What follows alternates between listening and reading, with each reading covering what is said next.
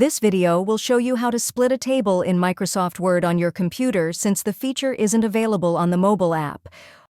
Open the Microsoft Word, then open the document that you want to edit. Click the table you want to split. This will reveal Table Design and Table Layout, two new tabs above the toolbar ribbon at the top of your document. Click the row where you want to split your table. The row you select here will be the first row of your second table after splitting. Click the Layout tab on the toolbar ribbon. When your table is selected, you can use the tools in this tab to edit its layout. This button looks like a 4-row table icon split in the middle. You can find it next to Merge Cells and Split Cells in the Merge group. Click Split Table icon on the Layout toolbar. You can also simply press the keyboard shortcut, Ctrl+Shift+Enter, to split the table at your cursor. Now you know how to split table in Microsoft Word.